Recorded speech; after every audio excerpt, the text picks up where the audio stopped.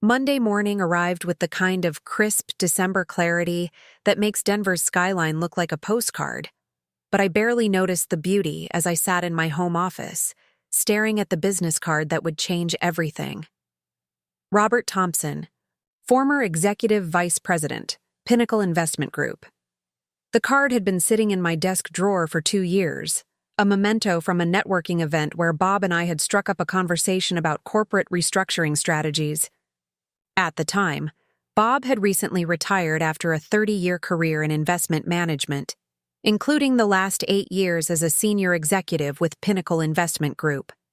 He was intelligent, sharp-witted, and refreshingly honest about the realities of corporate politics. We had exchanged business cards and maintained occasional contact through LinkedIn, but I had never imagined I would need his expertise for something this personal.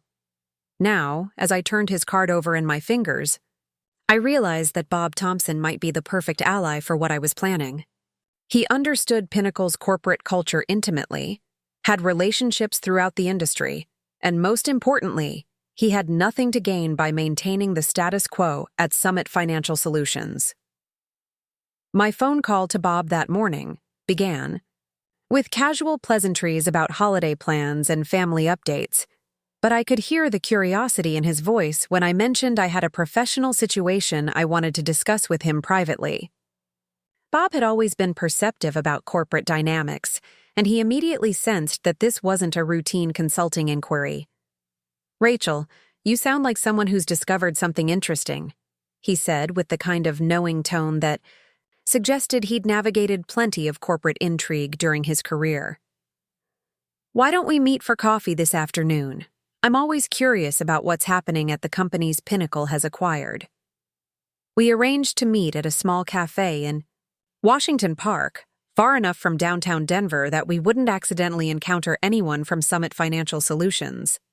The location felt appropriately covert for what I suspected would be a conversation about corporate espionage and strategic manipulation.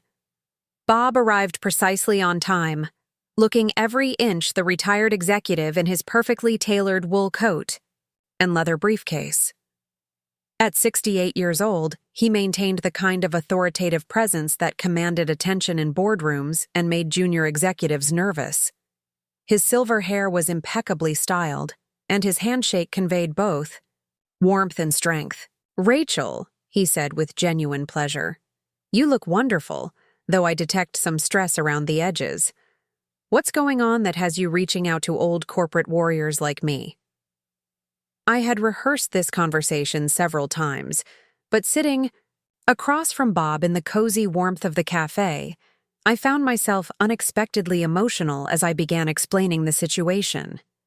The humiliation at the holiday party, David's lies about his career prospects, Victoria Chen's dismissive treatment, and my growing suspicion that there was far more deception happening than I had initially realized.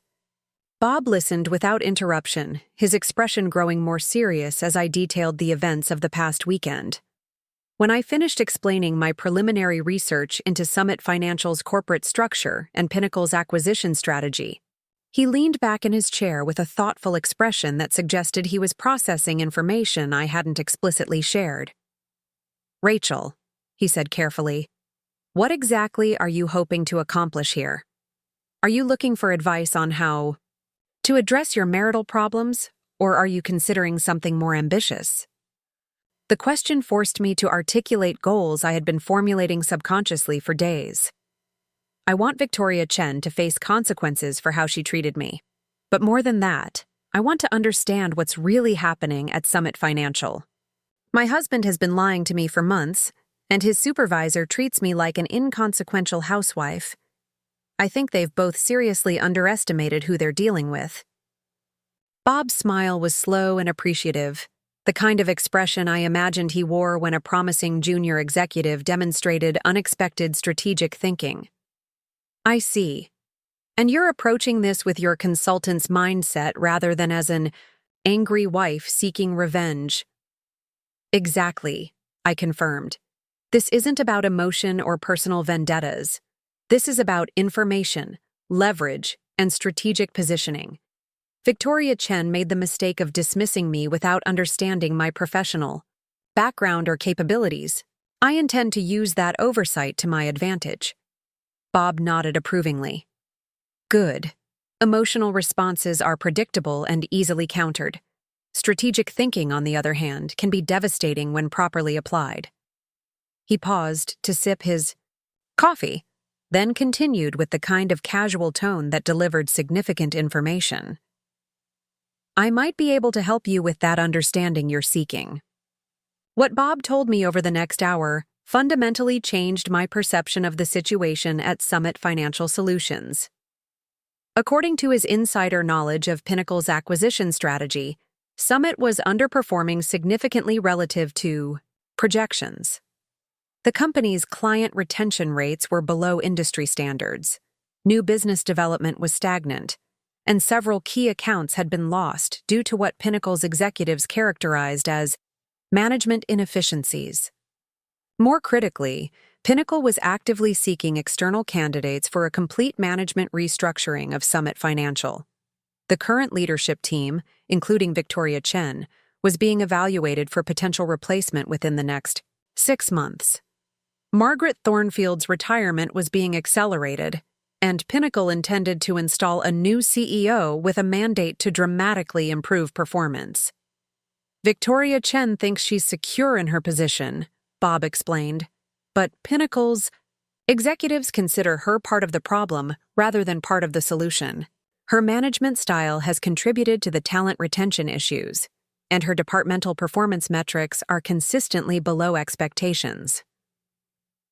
This information was more valuable than I had dared hope. Victoria's dismissive confidence was based on a fundamental misunderstanding of her actual job security. She was treating me like a threat to be dismissed while remaining oblivious to the much larger threats to her career that were developing within Pinnacle's corporate hierarchy. But here's what makes this particularly interesting, Bob continued, his eyes gleaming with the kind of intellectual excitement that suggested he was enjoying this strategic puzzle. Pinnacle is specifically looking for CEO candidates with strong backgrounds in business strategy and operational improvement.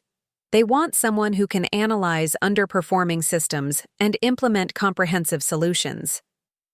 The implication hung in the air between us like an electric charge.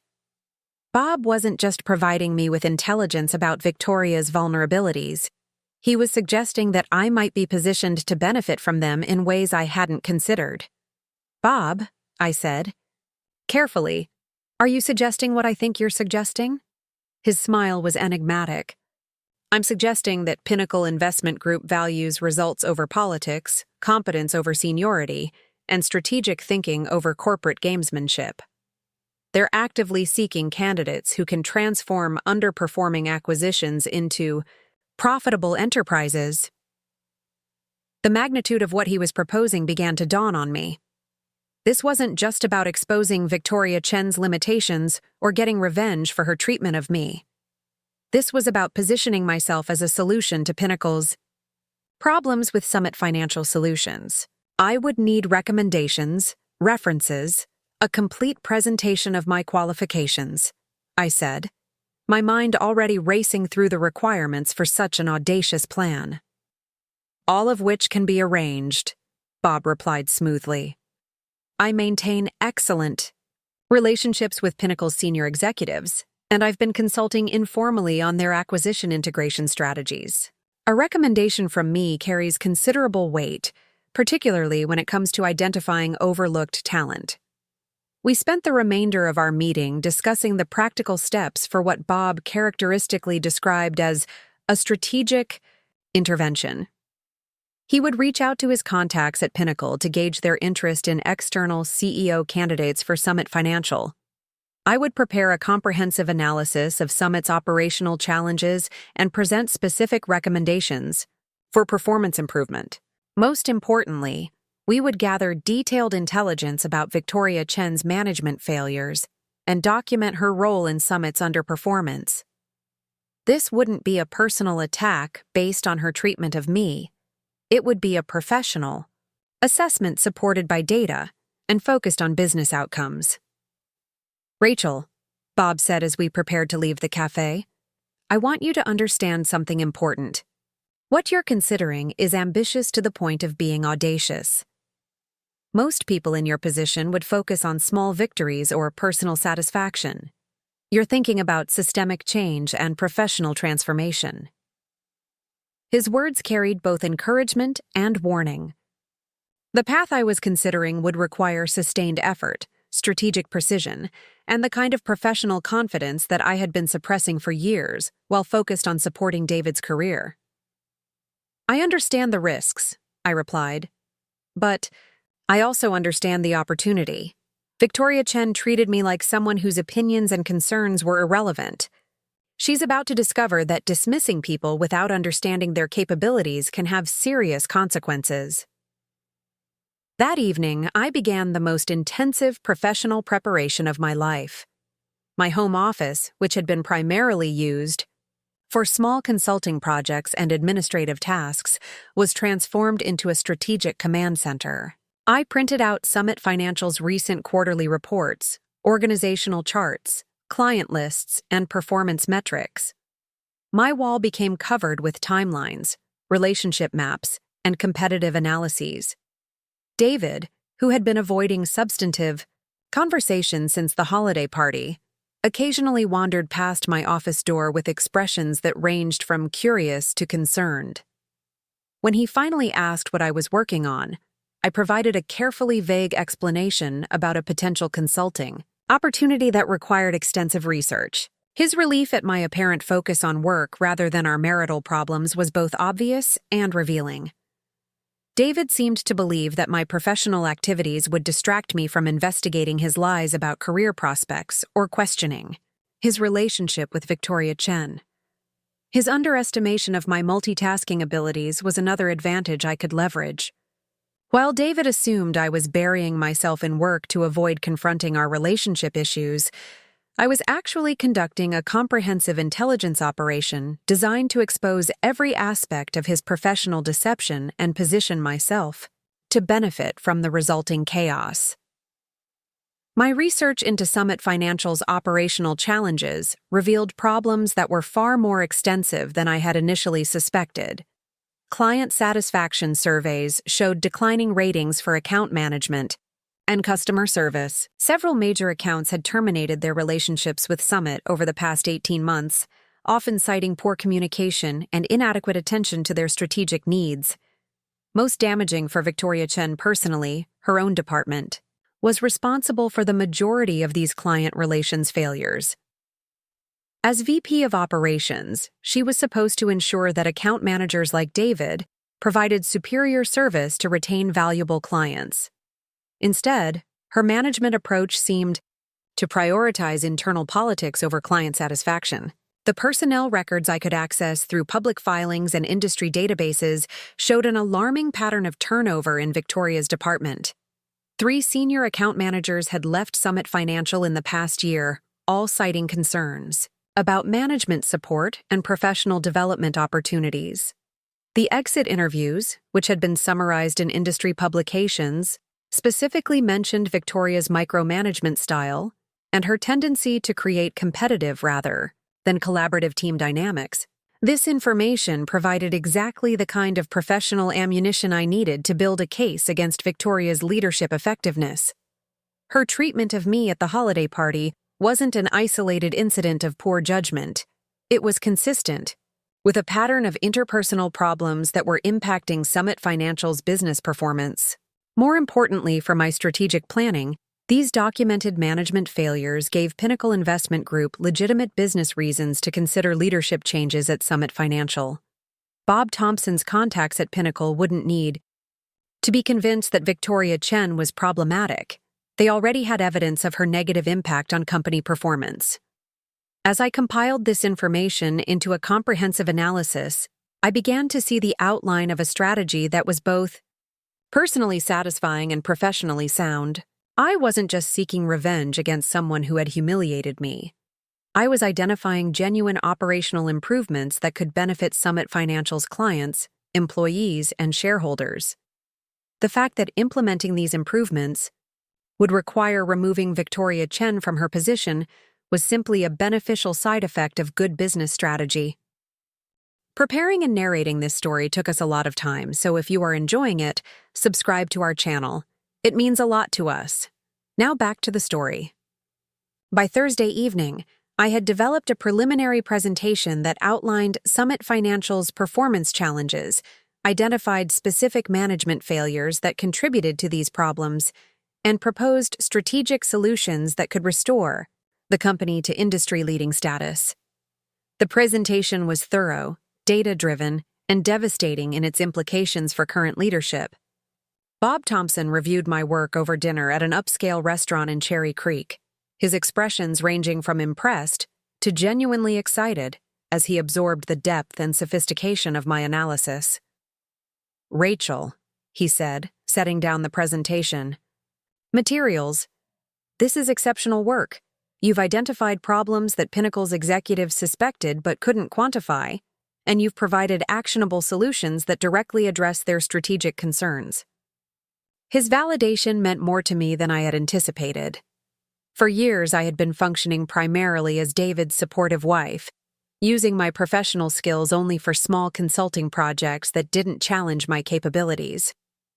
Bob's recognition of my strategic thinking felt like awakening from a long period of intellectual hibernation. "The question now," Bob continued, "is whether you're prepared for the next phase of this operation. What I'm about to propose will require courage, confidence, and absolute commitment to following through regardless of personal consequences." I looked across the table at this man who had become my unlikely mentor and ally, understanding that whatever he was about to suggest would irrevocably change the trajectory of my life. "I'm ready," I said, and for the first time in years, I meant it completely. Bob's smile was sharp with anticipation. "Excellent. Because tomorrow, we're going to arrange for you to meet with Pinnacle Investment Group's Executive Search Committee. And by next week, Victoria Chen is going to discover that underestimating Rachel Martinez was the biggest mistake of her professional career." The champagne glass slipped from my fingers, shattering against the marble floor of the Brown Palace Hotel ballroom as Victoria Chen's words echoed in my ears like a death sentence. "Listen, sweetie. Wives should really stay out of office politics. You're embarrassing David with all these questions about his career trajectory." Her perfectly manicured finger pointed dismissively at me while her crimson lips curved into a smile that never reached her calculating eyes. The annual Summit Financial Solutions holiday party buzzed around us, but in that moment, the world had narrowed to just her condescending voice and my burning humiliation. Before we jump back in, tell us where you're tuning in from, and if this story touches you, make sure you're subscribed, because tomorrow I've saved something extra special for you. I'm Rachel Martinez, and 6 months ago I thought I knew exactly who I was. A 34-year-old woman with an MBA in business strategy from the University of Colorado, married to David Martinez for 8 wonderful years, living our carefully planned life in a beautiful Cherry Creek home that we'd saved 3 years to afford. I had built a successful consulting practice helping small businesses develop strategic growth plans, working from my home office that overlooked our meticulously maintained garden. David was a senior account manager at Summit Financial Solutions, one of Denver's most prestigious investment firms, and we seemed to have everything figured out. That December evening at the company holiday party was supposed to be a celebration. David had been working incredibly long hours for months, often staying at the office until well past midnight, claiming he was positioning himself for a promotion to regional director. The position would come with a substantial salary increase and equity shares that could set us up for early retirement. As his wife, I naturally wanted to understand more about this opportunity that was consuming so much of our time together. When David introduced me to Victoria Chen, his immediate supervisor and VP of operations, I was genuinely excited to finally meet the woman he spoke about so frequently. Victoria was undeniably striking, probably in her early 40s, with sleek, black hair pulled into a sophisticated chignon, and wearing a designer dress that probably cost more than most people's monthly rent. She commanded attention when she entered any room, and I could see why David respected her professional acumen. The conversation started pleasantly enough. Victoria complimented my dress, a navy blue cocktail dress I'd splurged on for the occasion, and made polite inquiries about my consulting work. But when I mentioned how proud I was of David's dedication to earning the regional director position, and asked about the timeline for the promotion decision, her entire demeanor shifted like storm clouds rolling across the Rocky Mountains. "Oh, honey," she said with a laugh that sounded like tinkling ice. "David hasn't told you. The regional director position was filled internally last month. James Morrison got the promotion." My stomach dropped as I processed this information. David had been home just 2 nights ago, excitedly discussing his strategy for the final interview round that was supposedly happening this week. Confusion must have been written clearly across my face because Victoria continued, her voice taking on a tone of mock sympathy. "I can see David hasn't been entirely transparent with you about his work situation. Men sometimes shelter their wives from the complexities of corporate advancement. It's actually quite sweet how protective he is of your feelings." The condescension in her voice was unmistakable, but I pressed forward, needing to understand. "I'm sorry, I think there might be some confusion. David's been preparing for weeks for his final interview. He mentioned you've been mentoring him through the process, and that you believed he was the strongest candidate." Victoria's expression hardened, and any pretense of politeness evaporated. "Rachel, isn't it? Let me be very clear about something. I don't mentor married men. It creates unnecessary complications, and frankly, wives who insert themselves into their husbands' professional relationships make everyone uncomfortable. David's a competent employee, but he lacks the focus and dedication required for senior leadership. His priorities are obviously divided." The words hit me like a physical blow. Not only was she insulting my husband's capabilities, but she was suggesting that our marriage was somehow a professional liability. Around us, the party continued its cheerful chaos, but I felt completely isolated in this bubble of humiliation.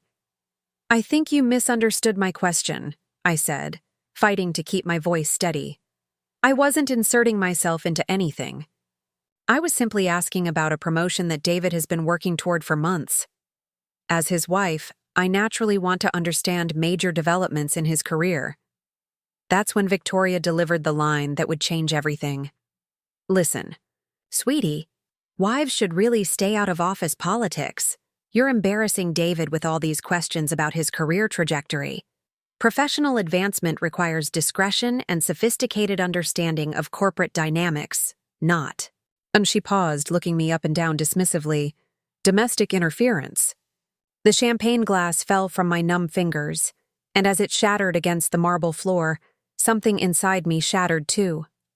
Not my confidence or my self-worth, but rather my naive belief that professional environments operated on merit and fairness.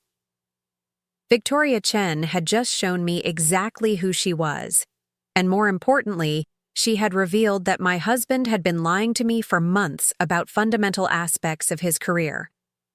"Oh dear," Victoria said, stepping delicately around the broken glass. "How clumsy. Perhaps you should find David and head home early. These corporate events can be overwhelming for people who aren't used to professional networking." Her tone was syrupy sweet, but her eyes glittered with malicious satisfaction. I stood there for a moment, glass shards sparkling around my feet like diamonds, processing the magnitude of what had just occurred. This woman hadn't just dismissed me. She had systematically humiliated me while revealing that my husband had been deceiving me about major aspects of his professional life. The promotion he'd been supposedly working toward didn't exist. The mentoring relationship he'd described was apparently non-existent. The late nights at the office suddenly took on a different meaning entirely. Other party guests were beginning to notice the commotion, their conversations quieting as they glanced toward our little drama. Victoria's assistant appeared with a hotel staff member to clean up the broken glass, and I realized I needed to extract myself from this situation before it became even more publicly embarrassing. Of course, I said quietly, my voice somehow remaining steady despite the turmoil raging inside me. I should find David. Victoria's smile widened with triumph as I walked away, leaving her to undoubtedly share the story of the hysterical wife who couldn't handle a simple conversation about corporate realities. I found David near the bar, deep in conversation. With several colleagues, his face animated as he told what appeared to be an entertaining story. He looked so comfortable, so in his element, that for a moment I wondered if I had somehow misunderstood the entire conversation with Victoria. But the sick feeling in my stomach and the echo of her dismissive words confirmed that what had happened was real and devastating. "David," I said, touching his arm gently, "could I speak with you for a moment?" He turned toward me with a bright smile that faltered when he saw my expression. "Of course, sweetheart. Gentlemen, excuse me for a moment." He guided me toward a quieter corner of the ballroom, his hand warm on the small of my back in a gesture that had always been comforting, but now felt somehow foreign. "What's wrong?" he asked, genuine concern in his voice. "You look like you've seen a ghost." "I just had an interesting conversation with Victoria Chen," I said carefully, watching his face for any telltale reactions. "She mentioned that the regional director position was filled last month by James Morrison." David's face went through a series of micro-expressions that I had learned to read over our 8 years of marriage. Surprise, followed quickly by calculation, then a forced casualness that confirmed my worst fears. He was preparing to lie to me, and we both knew it. "Oh, that," he said with a dismissive wave. "Victoria must have been talking about a different position. The regional director role I'm pursuing is a newly created position, different from James's promotion entirely." The lie came so smoothly, so practiced, that I realized this wasn't the first time David had deceived me about his work situation. How many conversations had we had about his career prospects that were built on complete fabrications? How many times had I offered support and encouragement for goals that didn't actually exist? "David," I said quietly. "She was very specific. She said you lack the focus and dedication for senior leadership because your priorities are divided. She also mentioned that she doesn't mentor married men because it creates complications." Something flickered across David's face, an expression I couldn't quite identify but that made my blood run cold. It wasn't surprise or confusion. It was closer to panic, or perhaps guilt. In that moment, I realized that Victoria Chen knew something about my husband that I didn't, and that David's reaction confirmed there was far more to this situation than simple professional disappointment. "Look, Rachel," David said, his voice taking on a placating tone that I suddenly recognized as patronizing. "Victoria can be difficult. She has very strong opinions about work-life balance, and sometimes says things that come across as harsh. I wouldn't read too much into whatever conversation you two had." The dismissal in his voice was so similar to Victoria's that I felt like I was experiencing the same humiliation twice.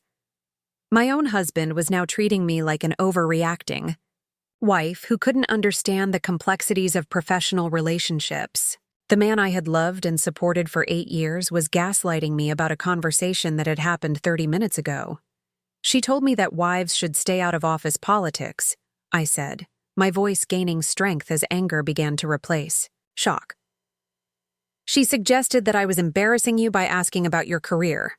Is that how you feel, David? Am I an embarrassment to your professional life?"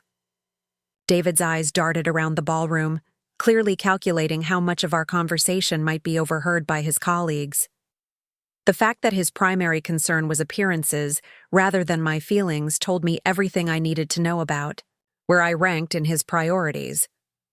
"Of course not," he said, but his voice lacked conviction.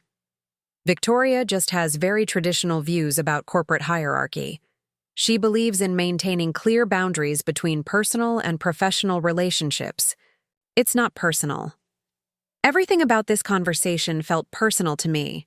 The woman who supervised my husband had treated me like an interfering child. My husband had been lying to me for months about fundamental aspects of his career, and now he was minimizing my legitimate concerns while prioritizing the comfort of his colleagues over his wife's dignity. "I want to leave," I said simply. "Now." David looked relieved, which somehow made everything worse. He wanted me gone as much as Victoria did. His professional image was more important than defending his wife or addressing the lies he'd been telling me. 8 years of marriage, and when faced with a choice between supporting me and protecting his corporate relationships, he chose his career without hesitation. The drive home to Cherry Creek was conducted in tense silence. David occasionally attempted small talk about the party or comments about other attendees, but I couldn't engage in pretending that everything was normal. My mind was spinning with questions and implications that extended far beyond a single uncomfortable conversation. If David had been lying about the promotion opportunity, what else had he been dishonest about? Those late nights at the office suddenly seemed suspicious rather than admirable. The new cologne he'd started wearing, the attention to his appearance that had increased dramatically over the past few months, the phone calls he took in private, claiming they were work-related discussions that couldn't be interrupted. When we arrived home, our beautiful Cherry Creek house felt different somehow, as if the foundation had shifted imperceptibly. David headed immediately to his home office, claiming he needed to review some materials for Monday morning meetings. The casual dismissal of what had happened at the party, his immediate retreat into work, and his obvious relief at escaping further conversation about Victoria Chen created a chasm between us that felt impossible to bridge. I stood in our kitchen, still wearing my navy cocktail dress, surrounded by the comfortable familiarity of our shared life, and realized that I didn't actually know the man I had married. The David who had courted me through graduate school, who had proposed on a hiking trail overlooking the Front Range, who had spent weekends house hunting with me for our perfect starter home, was apparently a carefully constructed character, designed to win my love and support. The real David was someone who could lie smoothly about career prospects, who allowed his supervisor to humiliate his wife without consequence, who prioritized corporate relationships over marital loyalty. The real David was a stranger, and I was beginning to suspect that his relationship with Victoria Chen extended far beyond professional mentoring. That night, lying in bed next to my husband while he slept peacefully, apparently unburdened by the evening's revelations, I made a decision that would change everything. I was going to find out exactly what was happening at Summit Financial Solutions, what kind of relationship David really had with Victoria Chen, and what other lies had been woven into the fabric of our marriage. Victoria Chen had told me that wives should stay out of office politics. She was about to discover just how wrong she was about that, and about me. I had an MBA in business strategy, 8 years of consulting experience helping companies navigate complex challenges, and a network of professional contacts throughout Denver's business community. More importantly, I had been systematically underestimated by both my husband and his supervisor. That underestimation was going to be their fatal mistake. Victoria Chen thought she was dealing with a naive housewife who could be dismissed and humiliated without consequence. David believed he could manage both his lies and his wife with equal ease. Neither of them had any idea that they had just awakened something in me that had been dormant for far too long. I spent the weekend researching Summit Financial Solutions with the same methodical approach I used for client consulting projects: annual reports, executive biographies, recent news coverage, LinkedIn profiles, and corporate filings painted a picture of a company in transition. The current CEO, Margaret Thornfield, was nearing retirement age, and there had been several articles in Denver Business Journal speculating about succession planning and potential restructuring. More interestingly, Summit Financial had recently been acquired by Pinnacle Investment Group, a national firm known for aggressive management changes and performance optimization. Victoria Chen's position as VP of Operations suddenly seemed less secure when viewed through the lens of corporate acquisition dynamics.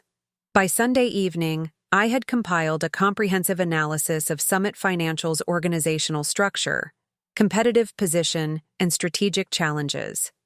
What I discovered was fascinating and potentially very useful. The company was profitable but underperforming relative to industry benchmarks, particularly in client retention and new business development. There had been several high-profile departures of senior account managers over the past year, suggesting internal management problems. Most intriguingly, Pinnacle Investment Group's standard acquisition playbook involved bringing in external executive talent to drive performance improvements. They rarely promoted existing management into senior leadership roles, preferring to import proven performers from other organizations. Victoria Chen's confidence in her position and her casual dismissal of potential threats was starting to look like dangerous overconfidence. She was operating as if she had permanent security in a corporate environment that was actually quite volatile and subject to dramatic change. As I closed my laptop that Sunday night, I felt something I hadn't experienced in years, the thrill of intellectual challenge and strategic thinking that had made me successful in business school and consulting. For too long, I had been focused on supporting David's career and maintaining our domestic life, allowing my own professional skills to atrophy. Victoria Chen had inadvertently reminded me who I really was underneath the role of supportive wife. I had been playing for so long. I was someone who thrived on complex problems, who could analyze corporate structures and identify opportunities that others missed, who had built a successful consulting practice by helping organizations navigate exactly these kinds of challenges. The woman who had been humiliated at the holiday party was gone forever. In her place was someone much more dangerous, a strategically minded professional with 8 years of pent-up ambition, a network of business contacts throughout Denver, and absolutely nothing left to lose. Victoria Chen wanted me to stay out of office politics. Instead, I was going to become the most formidable political force she had ever encountered. And by the time I was finished, she would understand exactly what happened when you underestimated Rachel Martinez. The Pinnacle Investment Group headquarters occupied 3 floors of the Republic Plaza, Denver's tallest building, with floor-to-ceiling windows that offered commanding views of the Front Range. As I walked through the marble lobby toward the executive elevators, my reflection in the polished surfaces showed a woman transformed. The navy Armani suit I had purchased specifically for this meeting conveyed authority without ostentation, and my portfolio contained the most comprehensive strategic analysis I had ever produced. 3 weeks had passed since my conversation with Bob Thompson at the café in Washington Park, and every day had been consumed with preparation for this moment.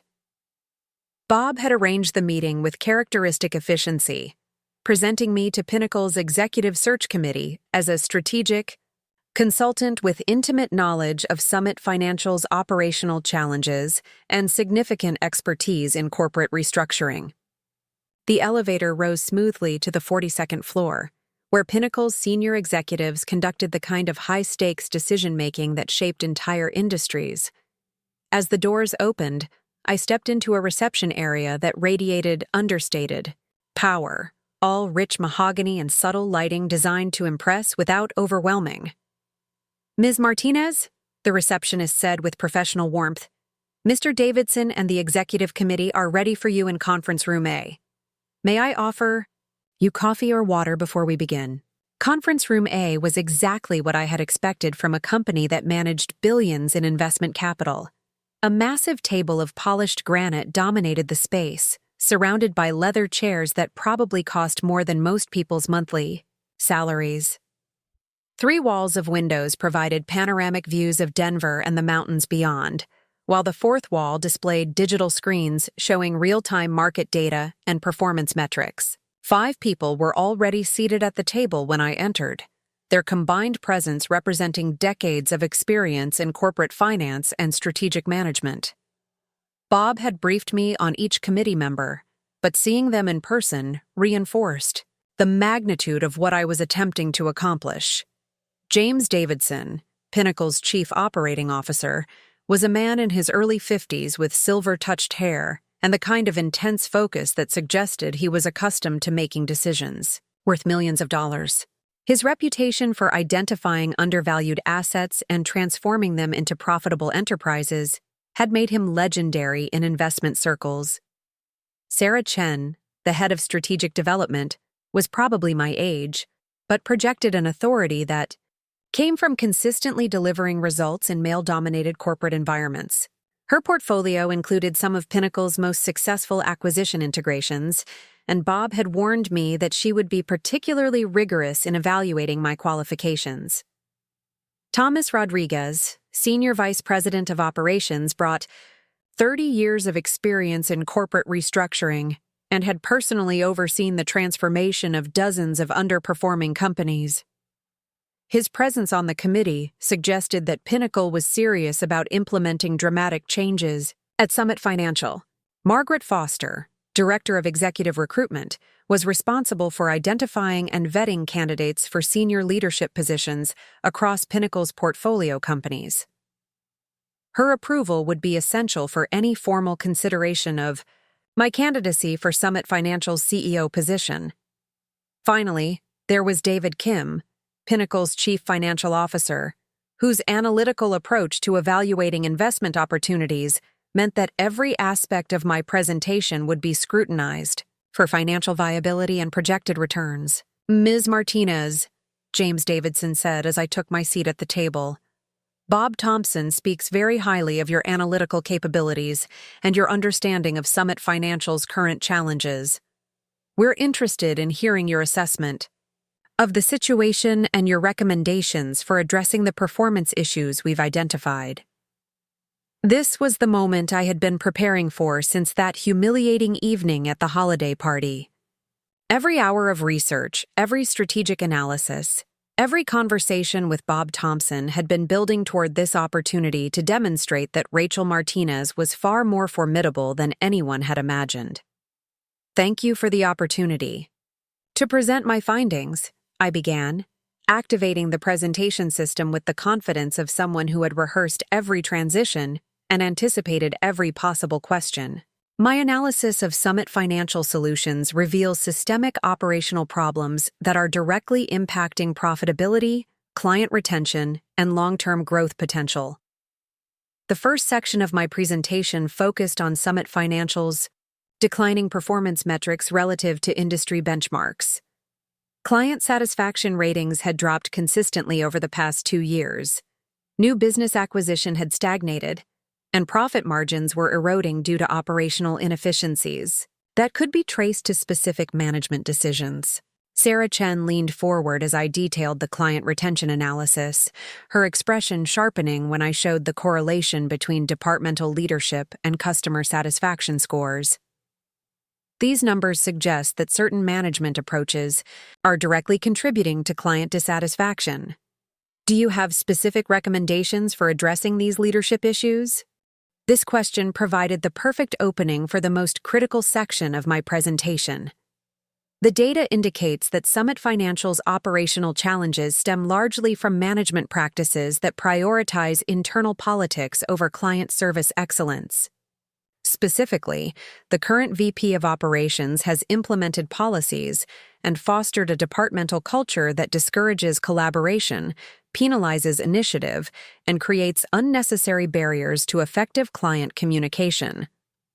I clicked to a slide that displayed Victoria Chen's departmental performance metrics alongside industry standards, the contrast stark enough to elicit subtle reactions from several committee members.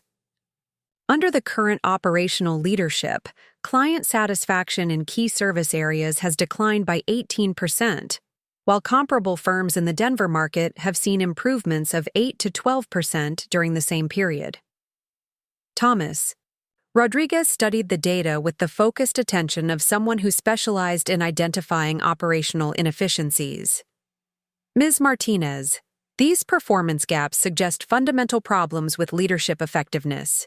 In your assessment, are these issues correctable through management development, or do they indicate the need for personnel changes?"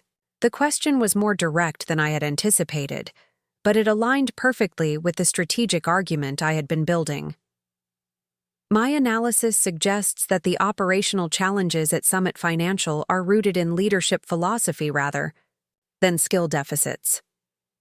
The current VP of Operations demonstrates a management approach that is fundamentally incompatible with the collaborative, client-focused culture required for success in today's competitive environment.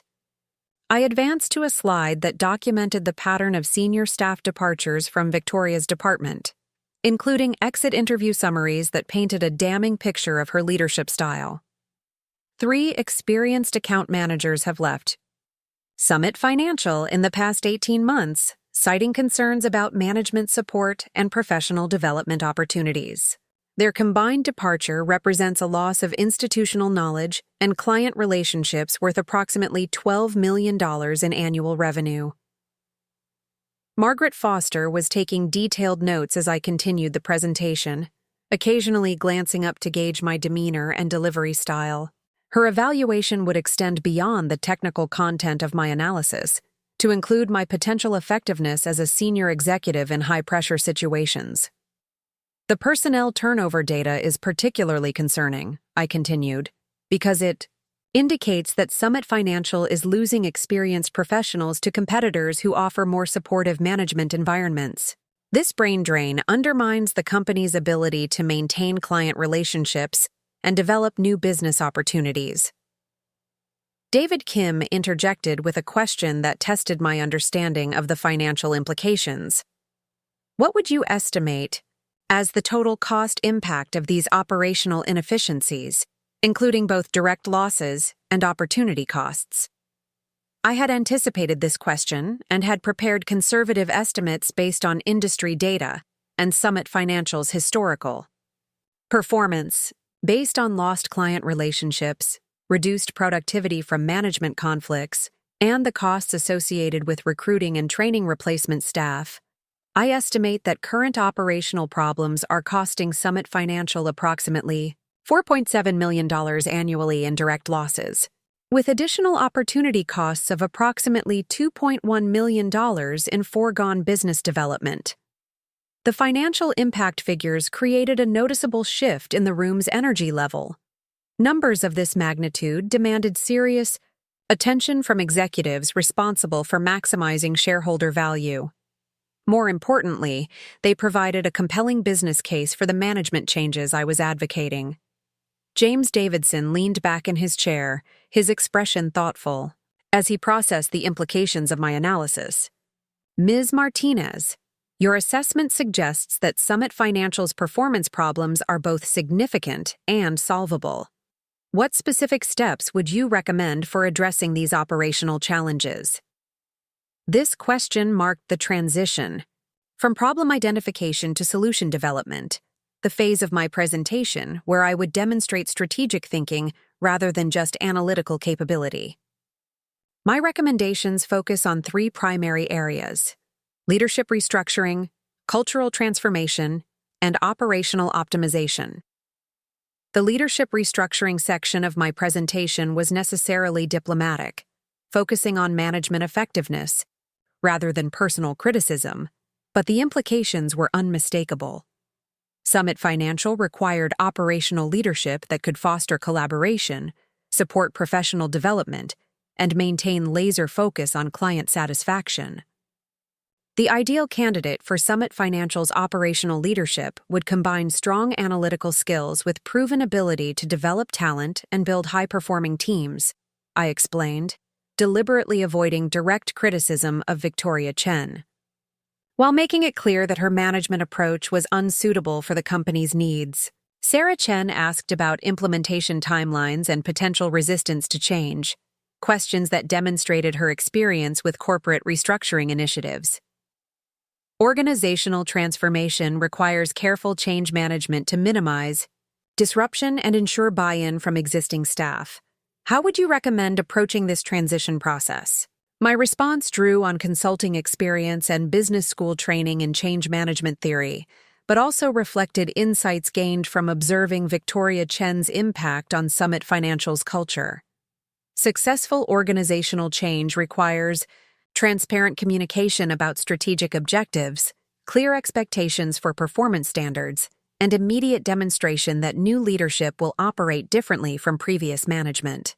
The presentation continued for nearly 2 hours, with committee members asking increasingly detailed questions about implementation strategies, risk mitigation approaches, and performance measurement systems.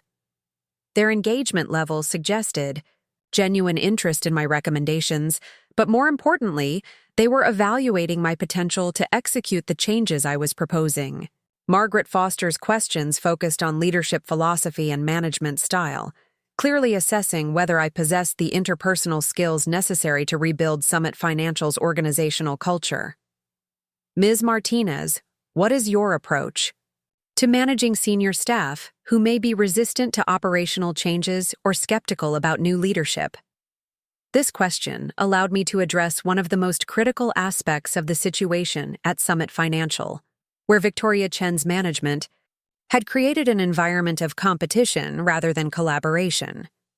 Effective leadership requires creating psychological safety for team members to contribute their best ideas and take appropriate risks in pursuit of client satisfaction.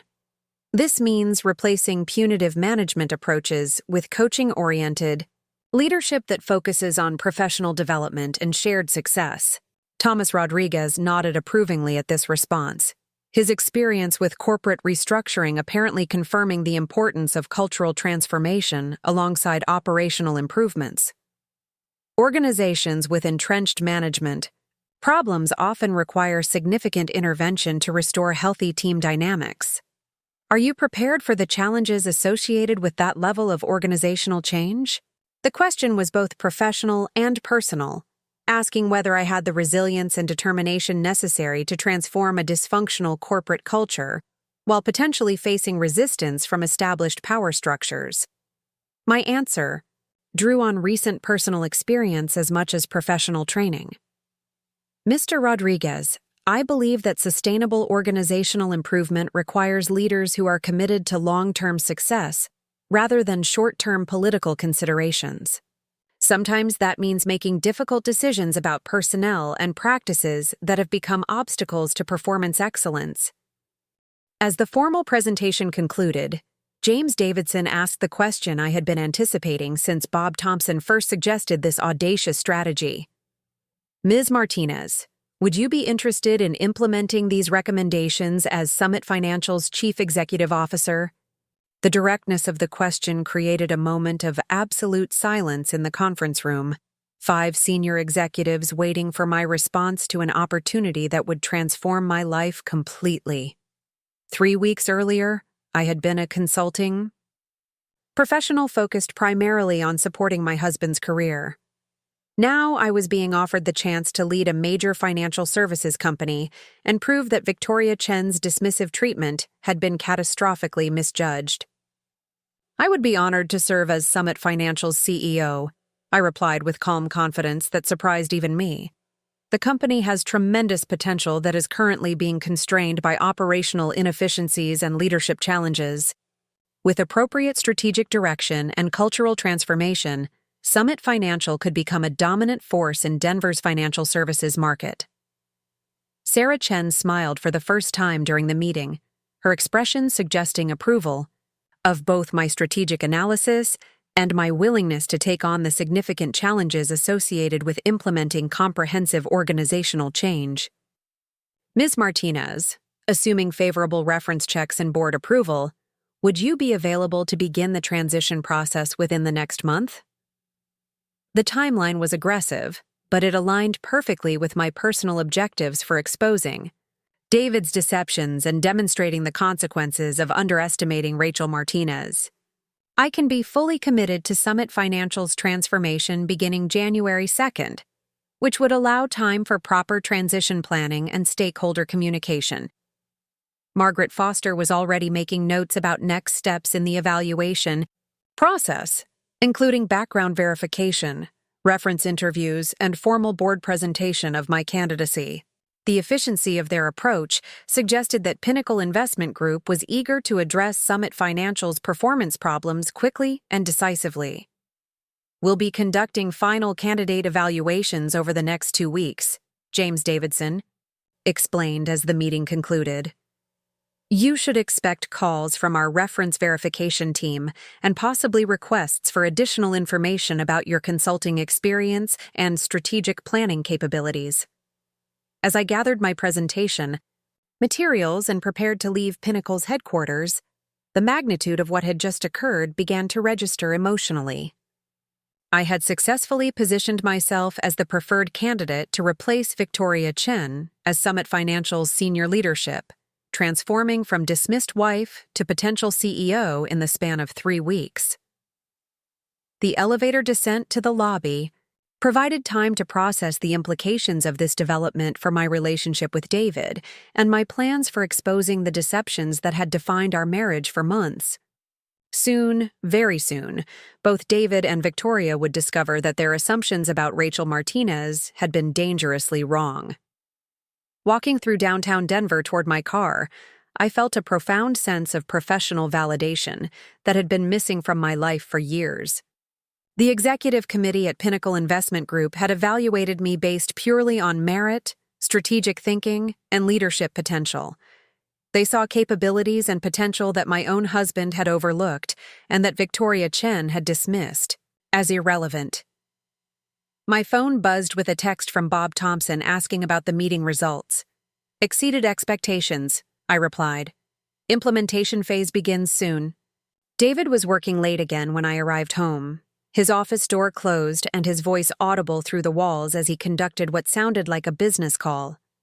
The irony of his dedication to a career that was about to be dramatically disrupted by his wife's strategic maneuvering was not lost on me.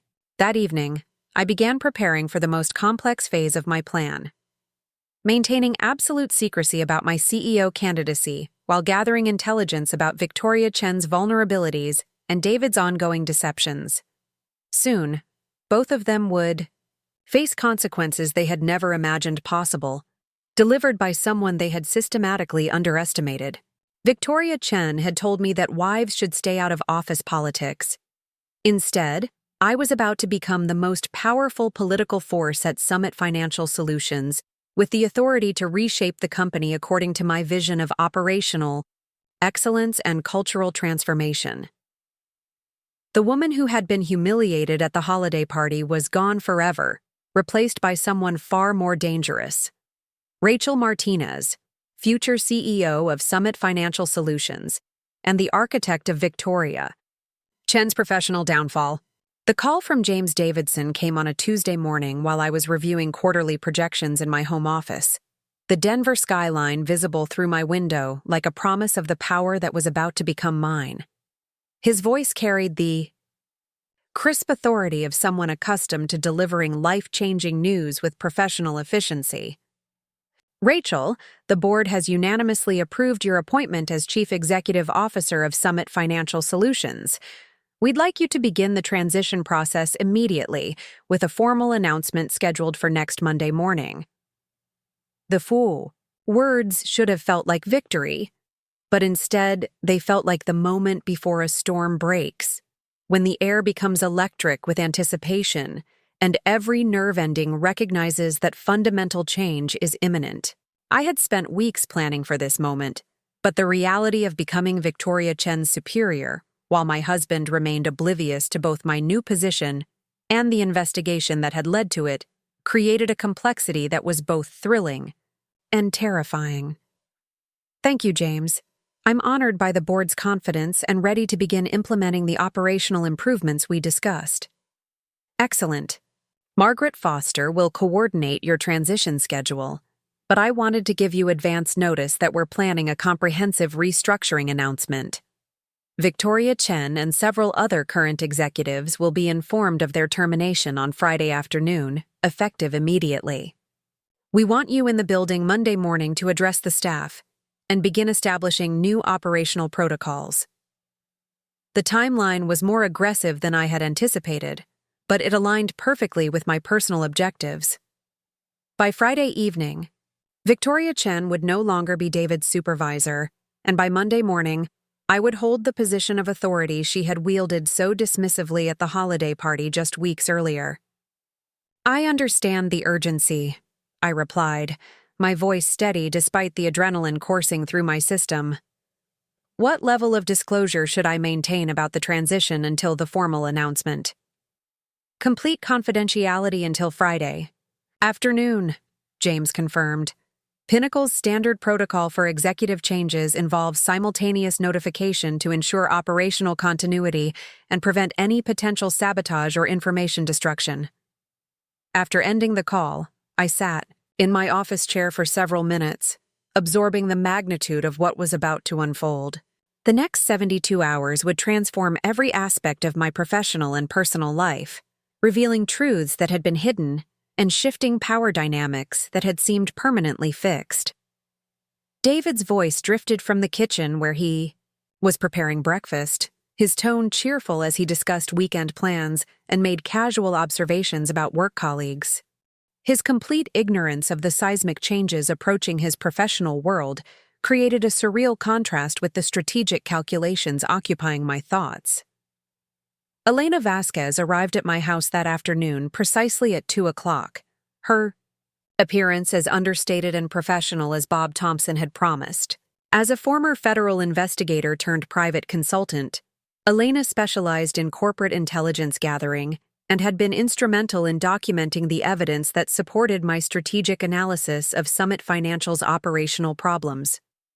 "Rachel," she said, settling into the chair across from my desk with the efficient movements of someone accustomed to conducting sensitive business meetings.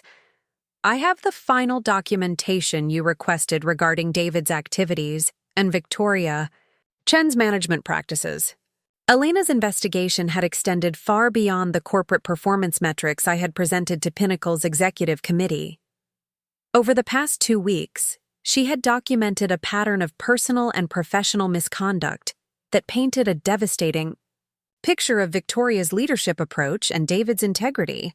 "Let's start with your husband's situation," Elena said, opening a portfolio that contained photographs, financial records, and communication logs. "David Martinez has been systematically inflating his performance reports to Victoria Chen while simultaneously engaging in activities that directly violate Summit Financial's client confidentiality and conflict of interest policies." The documentation Elena spread across my desk told a story that was both more complex and more damaging than I had suspected. David hadn't simply been lying about his promotion prospects. He had been fabricating client interactions, misrepresenting sales figures, and using company resources for personal benefit in ways that constituted actionable misconduct. These expense reports show charges for dinners and entertainment that David claimed were client development activities, Elena explained, pointing to highlighted entries in the financial records. However, surveillance confirms that these expenses were actually personal activities, often involving Victoria Chen and locations that were clearly social rather than professional. The implications were staggering. David and Victoria had been conducting an affair while billing the company for their personal expenses, a combination of adultery and embezzlement that violated both ethical standards and legal regulations governing corporate financial management. "The communications records are particularly revealing," Elena continued, producing printed copies of text messages and emails that documented the relationship between David and Victoria over several months. "These conversations show a pattern of coordination between them regarding personnel decisions, client assignments, and strategic planning that suggests Victoria has been giving David preferential treatment in exchange for personal favors." Reading through the messages was like discovering that my marriage had been built on lies even more extensive than I had imagined. David and Victoria weren't just having an affair. They were collaborating to manipulate Summit Financial's operations for their mutual benefit while deceiving shareholders, colleagues, and spouses about their activities. "Victoria Chen's management practices extend beyond favoritism toward your husband," Elena explained, transitioning to a second set of documents. "She has been systematically undermining other employees, particularly those who might pose threats to her authority or question her decision-making." The personnel files Elena had obtained through industry contacts painted a picture of Victoria as a manager who ruled through intimidation and manipulation rather than competence and collaboration. Employee complaints had been filed but suppressed, Performance evaluations had been distorted to support predetermined outcomes, and several promising employees had been forced out of the company through what could only be described as deliberate harassment. Most significantly for your purposes, Elena said, producing a final set of documents, Victoria Chen has been actively working to sabotage Summit Financial's client relationships in order to create justification for cost-cutting measures that would increase her departmental budget and expand her authority.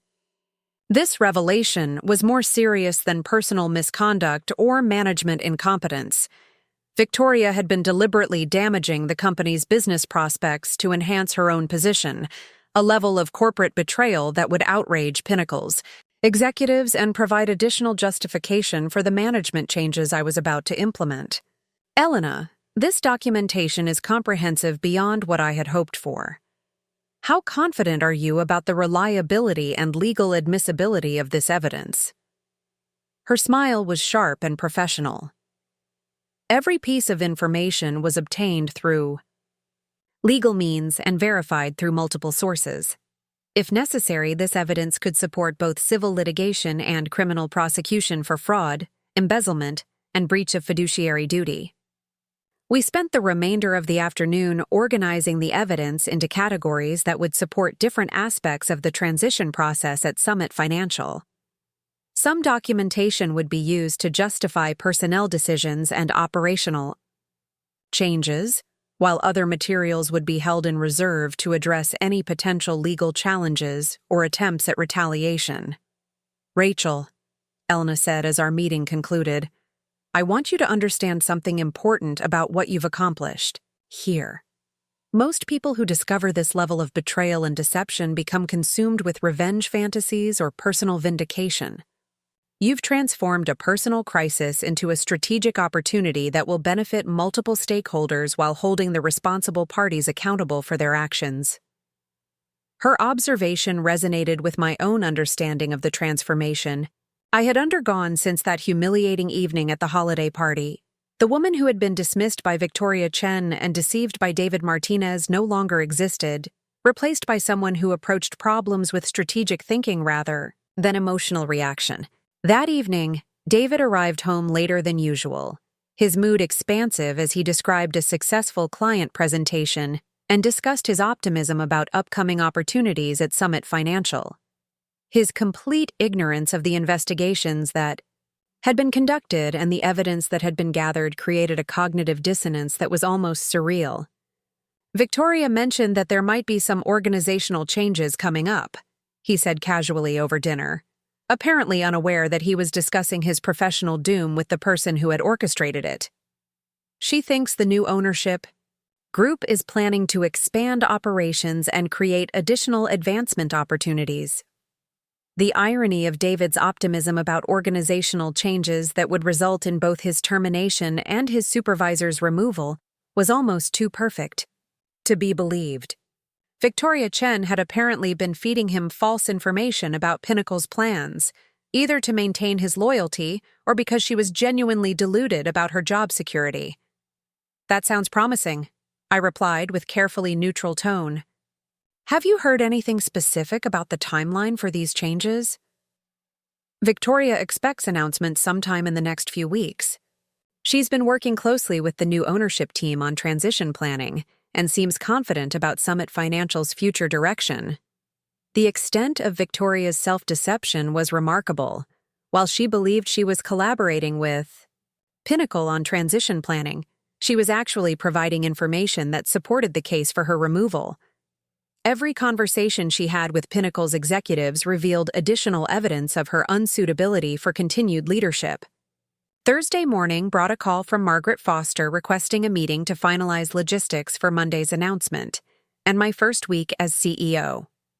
We arranged to meet at Pinnacle's offices, where I would sign employment contracts and receive briefing materials about Summit Financial's current operational status.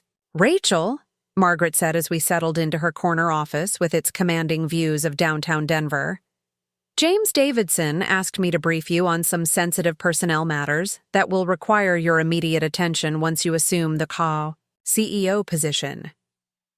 The briefing materials she provided contained detailed profiles of Summit Financial's current staff, including performance evaluations, disciplinary records, and recommendations for retention or termination. Victoria Chen's file was substantially thicker than others, filled with documentation of complaints, policy violations, and performance deficiencies that painted a damning picture of her management tenure. Victoria Chen will be terminated Friday afternoon along with 3 other executives whose performance has been deemed unsatisfactory, Margaret explained. However, we've received information suggesting that she may attempt to sabotage operations or destroy evidence during her final days. We want you prepared to address any potential complications. The possibility of sabotage was something Elena and I had discussed, and we had developed contingency plans for protecting critical information and maintaining operational continuity during the transition period. Victoria's management style suggested she would not accept termination gracefully, particularly if she discovered that her replacement was the wife she had dismissed so contemptuously. I'm prepared for resistance and have strategies in place for ensuring business continuity regardless of her reaction, I assured Margaret. My priority will be maintaining client confidence and staff morale during what could be a challenging transition period. Margaret nodded approvingly. Pinnacle values executives who can anticipate problems and develop proactive solutions. Your strategic thinking throughout this process has been impressive, and we're confident that you'll be able to navigate whatever challenges arise. Friday afternoon arrived with the kind of crisp December weather that made Denver feel energetic and full of possibilities. While Victoria Chen was receiving notification of her termination in a conference room at Summit Financial, I was in my home office making final preparations for the most significant professional challenge of my life. The irony of the timing was not lost on me. Exactly 1 month after Victoria had told me that wives should stay out of office politics, she was being removed from her position by a wife who had not only entered office politics, but mastered them completely. David's call came at 4:30, his voice tight with shock and confusion, as he delivered news that he clearly didn't understand. Rachel, something terrible has happened at work. Victoria and several other executives were fired this afternoon. Security escorted them out of the building, and nobody will explain what's going on. His distress was genuine and multifaceted, reflecting both professional uncertainty and personal loss. The woman who had been his supervisor and his secret lover was suddenly gone, along with the career prospects and relationship he had been pursuing while lying to his wife about both. That sounds very disruptive, I replied with appropriate sympathy. Did they give any explanation for the personnel changes? Nothing specific. Just that there would be an announcement Monday morning about new leadership and operational restructuring. Victoria seemed completely shocked. She kept saying there must be some mistake, that she had been working closely with the ownership group on transition planning. Victoria's shock was understandable, but naive. Corporate executives who believed they were indispensable often failed to recognize the accumulating evidence of their expendability. Her confidence in her position had blinded her to the documented problems with her management approach and the strategic alternatives being developed by people she had dismissed as irrelevant. What happens to your position during this transition?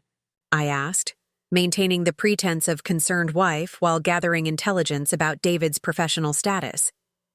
I don't know, he admitted, his voice carrying genuine fear about his career prospects. Victoria was my direct supervisor and my strongest advocate for advancement. Without her support, I'm not sure how the new management will evaluate my performance. The conversation continued for several minutes, with David expressing anxiety about job security and confusion about the sudden changes at Summit Financial. His emotional vulnerability was both pitiable and satisfying, representing natural consequences for months of deception and betrayal. That evening, I received a final briefing call from Bob Thompson, who had been monitoring the termination process and preparing for potential complications during the weekend transition period.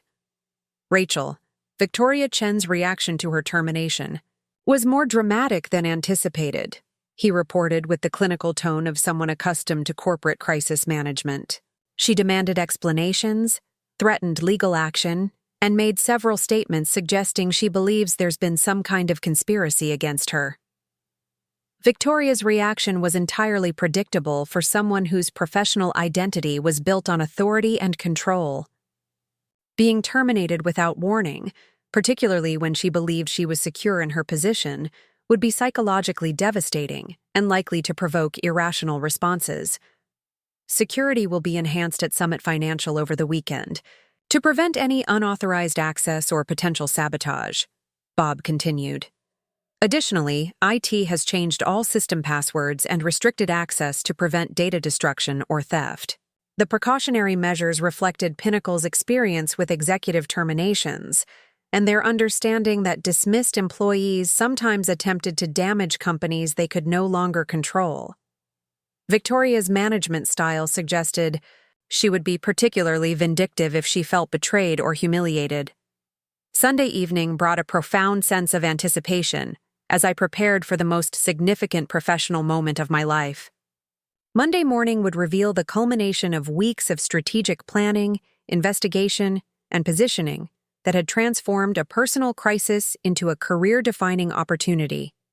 My closet contained several new suits purchased specifically for executive leadership, each one carefully chosen to project authority without ostentation. The woman who would walk into Summit Financial as CEO bore little resemblance to the dismissed wife who had been humiliated at a holiday party. But the transformation had been earned through intelligence, determination, and strategic thinking rather than luck or favoritism. David spent Sunday evening reviewing his resume and practicing explanations for his relationship with Victoria Chen, apparently preparing for interviews with new management, while remaining oblivious to the identity of that new leadership. His anxiety about career prospects and professional reputation was both understandable and ironic, given that his wife was about to become the most powerful person at his company. As I prepared for bed Sunday night, I reflected on the journey that had brought me to this moment. 4 weeks earlier, I had been a supportive wife whose primary professional identity was defined by her relationship to her husband's career. Tomorrow, I would assume responsibility for leading a major financial services company and implementing the strategic vision I had developed through months of analysis and planning. Victoria Chen had dismissed me as irrelevant to office politics. Instead, I had become the ultimate political force at Summit Financial Solutions, with the authority to reshape the company according to my principles of operational excellence and ethical leadership. The reckoning had arrived, and it would be delivered by someone who had been catastrophically underestimated by everyone who thought they knew Rachel Martinez. Monday morning arrived with the kind of crystalline winter clarity that makes Denver feel like the edge of possibility itself.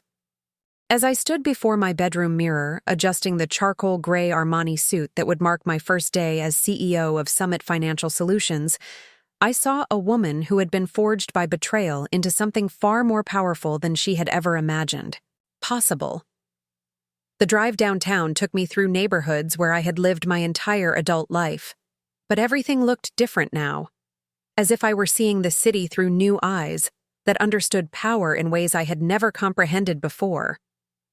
The Republic Plaza rose ahead of me like a monument to ambition realized, its glass surfaces reflecting the morning sun in patterns that seemed to promise transformation and triumph. David had left for work an hour earlier, his anxiety about the impending leadership announcement evident in his restless energy and careful attention to his appearance. He had no idea that his wife would be walking into Summit Financial's headquarters with the authority to reshape every aspect of his professional future, or that the evidence compiled by Elena Vasquez could end his career permanently if she chose to pursue the criminal charges his misconduct had earned. The parking garage beneath Summit Financial's building was already busy with employees arriving for what they expected to be a routine Monday morning, but which would instead become the most significant day in the company's recent history. As I walked toward the executive elevators, several people nodded politely without recognizing that they were greeting their new CEO. James Davidson was waiting in the executive conference room when I arrived at 7:30, his expression carrying the focused intensity of someone orchestrating a complex corporate transformation. Beside him sat Margaret Foster and Thomas Rodriguez, along with two additional Pinnacle executives I hadn't met during my candidacy process. "Rachel," James said, rising to shake my hand with the firm grip of someone sealing a partnership worth millions of dollars. "Welcome to your first day as Chief Executive Officer. Are you ready to transform Summit Financial Solutions?" The weight of the moment settled around me like a mantle of authority I had spent weeks preparing to wear. "I've never been more ready for anything in my professional life," I replied, my voice carrying a confidence that surprised even me with its steadiness. The briefing that followed covered logistics for the morning announcement, key personnel decisions that would take effect immediately, and strategic priorities for my first 90 days as CEO. Margaret Foster handed me access cards, login credentials, and executive communication protocols that would allow me to assume full operational control within hours. "The staff meeting is scheduled for 9 o'clock in the main conference room," Thomas Rodriguez explained, consulting notes that outlined the precise choreography of corporate power transfer. "You'll be introduced as CEO and given the opportunity to address employee concerns about the transition. Victoria Chen and the other terminated executives will not be present, having been escorted from the building Friday afternoon."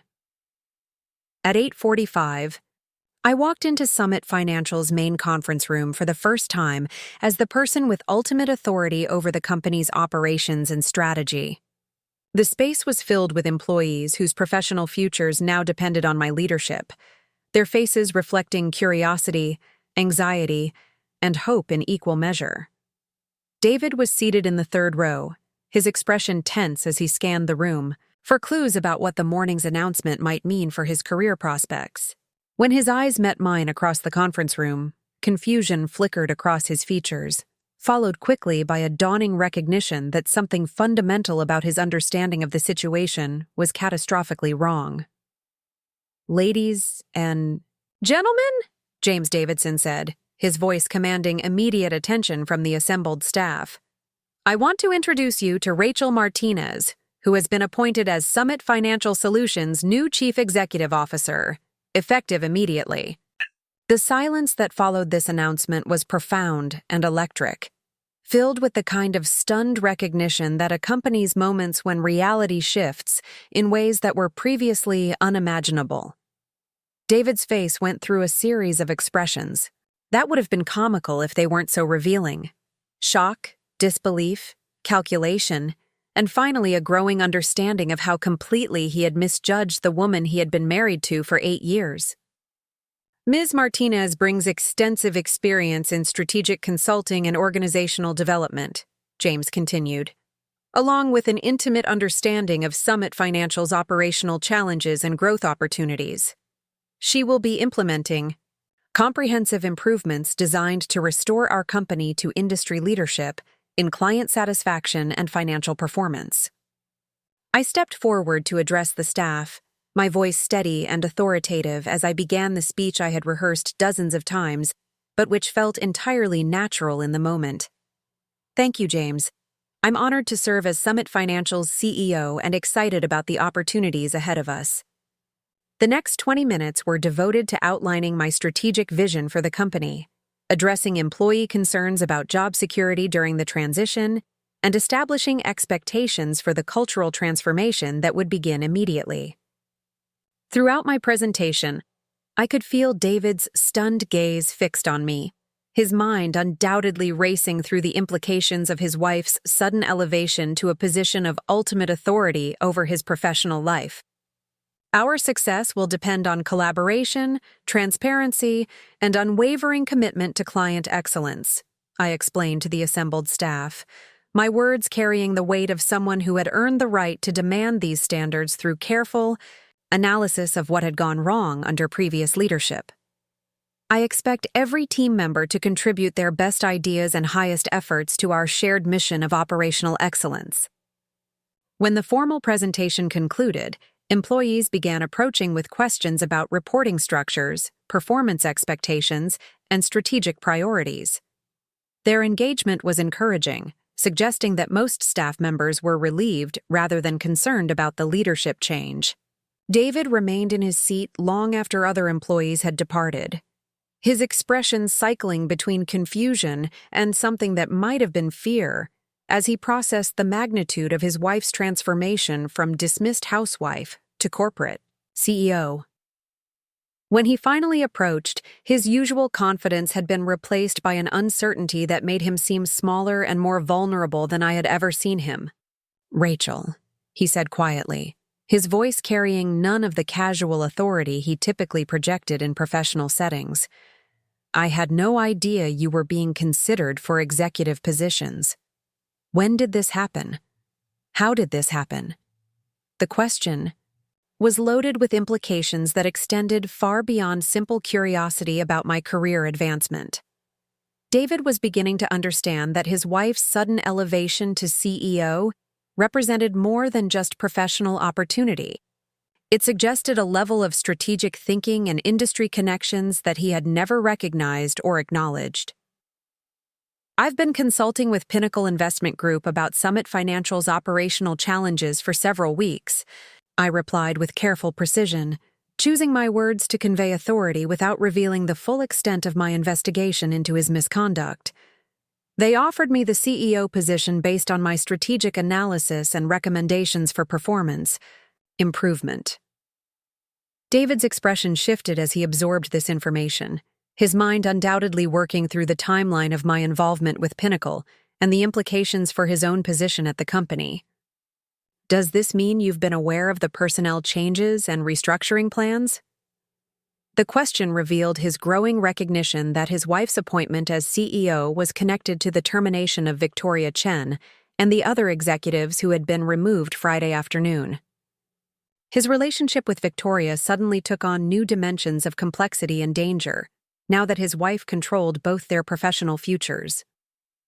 "I've been briefed on all personnel matters that affect Summit Financial's operational effectiveness," I said, my tone maintaining professional neutrality while subtly indicating that I possessed information about his activities that he might find uncomfortable.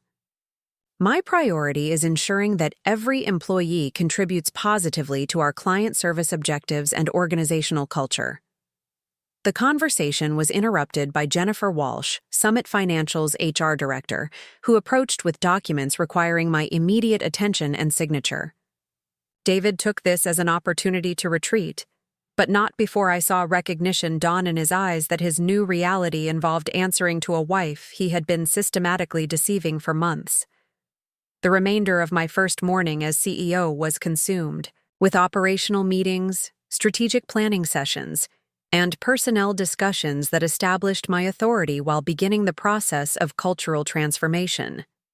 Elena Vasquez arrived at noon to brief me on additional evidence she had compiled over the weekend, including financial records that documented the full extent of David and Victoria's misuse of company resources.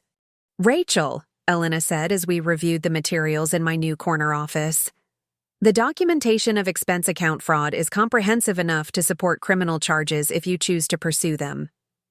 David and Victoria billed the company for approximately $37,000 in personal expenses over the past 8 months. The evidence was damning and decisive, providing legal justification for termination and potential prosecution that would end David's career in financial services permanently. More importantly, it gave me complete leverage over his future and the choice of whether to exercise mercy or demand full accountability for his betrayals. "What's your recommendation for handling this information?" I asked, though I had already begun formulating my own strategy for addressing David's misconduct in ways that would serve both justice and my personal objectives. "From a legal standpoint, you have grounds for immediate termination and civil recovery of the misappropriated funds," Elena replied. "However, the timing and method of addressing these violations is entirely your discretion as CEO." That afternoon brought a private meeting with David that would determine the future of our professional and personal relationship. I had scheduled The discussion for 4 o'clock in my office, timing it to allow maximum impact while providing privacy for what promised to be a difficult conversation. David arrived precisely on time, his demeanor subdued as he took in the executive office that now belonged to his wife, rather than the woman who had been his supervisor and secret lover. The symbolism was unmistakable. Power had shifted dramatically, and he was no longer in control of any aspect of the situation. "Sit down, David," I said, gesturing toward the chair across from my desk with the casual authority of someone accustomed to conducting serious business meetings. "We need to discuss your position at Summit Financial and some concerns that have been brought to my attention." His face paled as he settled into the chair, undoubtedly recognizing that this conversation would address more than just his professional responsibilities. The evidence folders on my desk were clearly visible, their presence suggesting that whatever his wife had discovered about his activities was comprehensive and documented. "I want to start by acknowledging that this situation is complex for both of us," I began, my tone professional but not unkind. "Your wife becoming your CEO creates obvious complications, but those complications are secondary to the performance issues and policy violations that need to be addressed." David's breathing became more shallow as he absorbed the implications of my words. I wasn't speaking to him as his wife seeking explanations for personal betrayals. I was addressing him as his CEO who had discovered professional misconduct that demanded accountability. "The expense account irregularities alone constitute grounds for immediate termination," I continued, opening one of Elena's folders to reveal highlighted bank statements and receipts that documented his fraud. $37,000 in personal expenses charged to company accounts, often in conjunction with activities that violated multiple company policies regarding conflicts of interest and professional conduct. The color drained from David's face as he recognized the specific documentation I was referencing. His affair with Victoria hadn't just been a personal betrayal of our marriage. It had involved systematic theft from Summit Financial that could result in criminal charges if I chose to pursue them. "Rachel, I can explain," he began, his voice carrying the desperate quality of someone who realized that his carefully constructed deceptions had collapsed completely. The expenses were legitimate business activities, and any personal elements were unintentional. The lie was so transparent and poorly constructed that it actually strengthened my position rather than creating any doubt about his guilt. David's immediate resort to deception, even when confronted with irrefutable evidence, confirmed that his dishonesty extended far beyond simple mistakes or lapses in judgment. "David," I said quietly, my voice carrying the kind of deadly calm that corporate executives learn to recognize as more dangerous than anger, "I have surveillance footage, communication records, and financial documentation that proves these expenses were deliberately fraudulent. Continuing to lie to me will only make this situation worse for you." The mention of surveillance footage hit him like a physical blow, his body language revealing recognition that his most private activities had been observed and documented. The romantic dinners, weekend getaways, and intimate moments he had shared with Victoria while billing Summit Financial for the expenses had been captured by professional investigators working at my direction. "What do you want from me?" he asked finally, abandoning any pretense of innocence as he recognized the hopelessness of his position. "What do I need to do to minimize the damage from this situation?" The question revealed his understanding that I held complete power over his professional future and potentially his freedom if criminal charges were pursued. More importantly, it demonstrated his recognition that the wife he had been deceiving and dismissing was far more formidable than he had ever imagined. "I want several things, David," I replied, leaning back in my executive chair with the confidence of someone who had earned the right to dictate terms. "First, I want a complete written confession detailing your expense account fraud, your violation of company policies, and your abuse of your position for personal benefit. Second, I want full restitution of the misappropriated funds, including interest and penalties. Third, I want your resignation from Summit Financial, effective immediately. Each demand hit him with cumulative force, but the requirement for written confession clearly terrified him the most. Such documentation would make him permanently unemployable in financial services, while providing legal protection for me if he ever attempted to retaliate or claim wrongful termination. "And what happens after I provide those things?" he asked, his voice barely above a whisper as he contemplated the destruction of his career and professional reputation. "What assurance do I have that this won't be used against me indefinitely?" The question provided an opportunity to demonstrate the kind of strategic thinking that had elevated me to CEO while revealing the complete transformation of our relationship dynamic. "David, you're no longer in a position to negotiate assurances or guarantees. You're in a position to accept consequences and hope that cooperation might influence how severely those consequences are applied." The truth of this statement was unmistakable and devastating. The man who had been lying to his wife for months, while conducting an affair with his supervisor, now faced professional ruin and potential criminal prosecution, delivered by the woman he had systematically underestimated and betrayed. "I need time to consider my options," he said, though we both knew he had no viable alternatives to accepting my demands. "This is a lot to process, and I want to make sure I'm making the right decisions."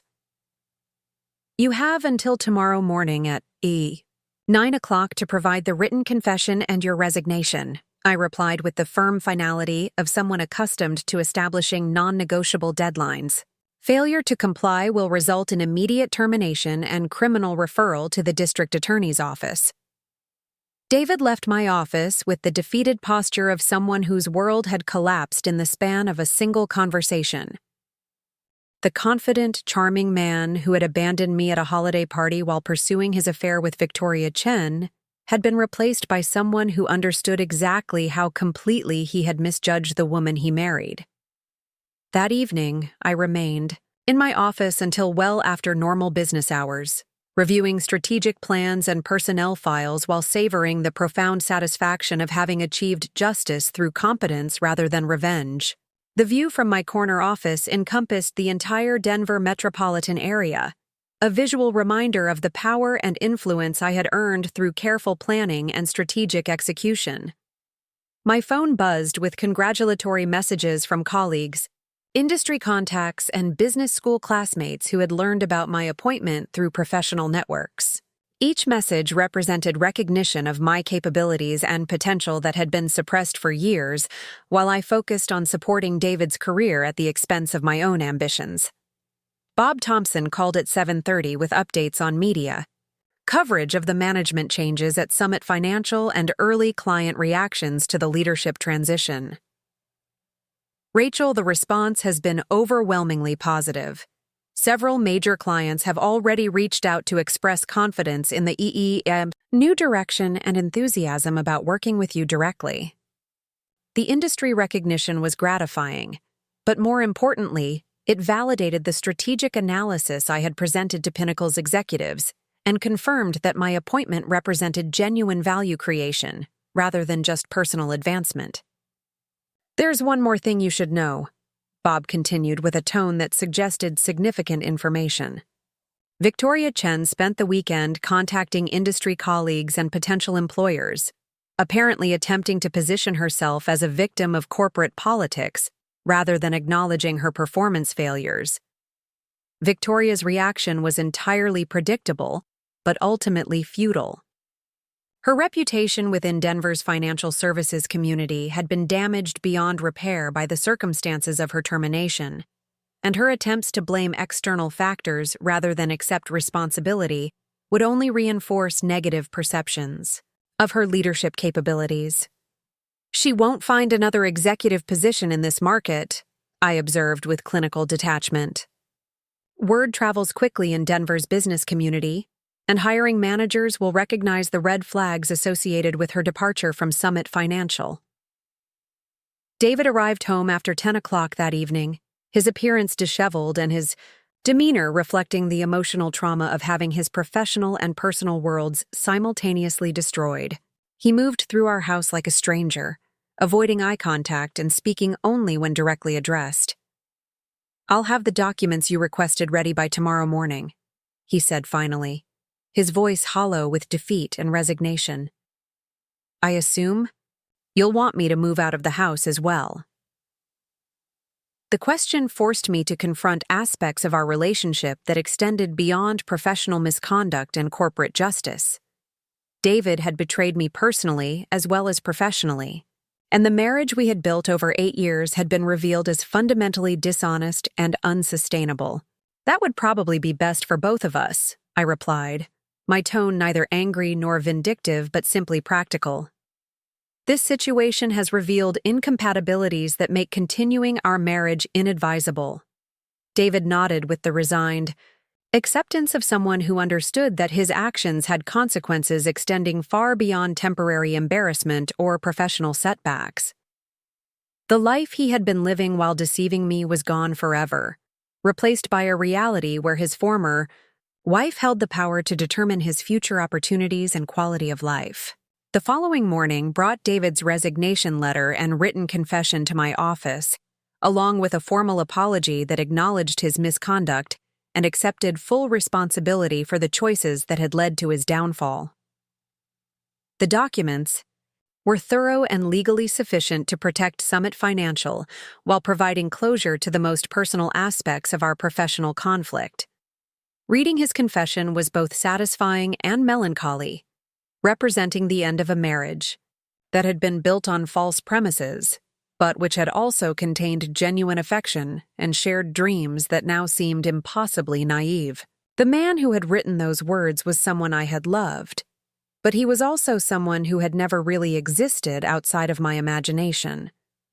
Victoria Chen's attempts to salvage her reputation proved as ineffective as David's efforts to minimize his culpability. By Wednesday, industry publications were reporting details of the management changes at Summit Financial, in terms that made clear her termination was based on performance failures rather than corporate politics. Her professional obituary was being written by journalists who understood exactly what had happened and why. 6 months later, Summit Financial Solutions had achieved the performance improvements I had promised Pinnacle's executives, with client satisfaction ratings reaching industry-leading levels and new business development exceeding projections by 43%. The cultural transformation had been complete and successful, creating an organizational environment focused on collaboration and client excellence rather than internal politics and personal advancement. David had relocated to Phoenix, where he eventually found employment in a mid-level position that represented a significant step down from his previous career trajectory, but which allowed him to rebuild his professional reputation gradually. Our divorce was finalized without controversy, the settlement terms reflecting both his misconduct and my desire to move forward rather than prolonging conflict. Victoria Chen had left Denver entirely, her attempts to find comparable executive positions having failed completely. According to industry contacts, she had eventually accepted a consulting role with a small firm in another state. Her career effectively ended by the consequences of underestimating someone she had dismissed as irrelevant. Standing in my corner office 1 year after that devastating holiday party, I reflected on the journey that had transformed me from dismissed wife to successful CEO. The woman who had been humiliated by Victoria Chen's condescending dismissal no longer existed, replaced by someone who understood power in ways I had never imagined possible. The city below my windows sparkled with the promise of continued growth and achievement, each light representing opportunities that were now within my reach because I had learned to recognize my own capabilities and refuse to accept limitations imposed by people who couldn't envision my potential. Victoria Chen had told me that wives should stay out of office politics. Instead, I had mastered office politics so completely that I was now writing the rules that govern them. The lesson was clear and permanent. Underestimating Rachel Martinez was a mistake that no one would make twice. My assistant's voice came through the intercom, announcing that my next meeting was ready to begin.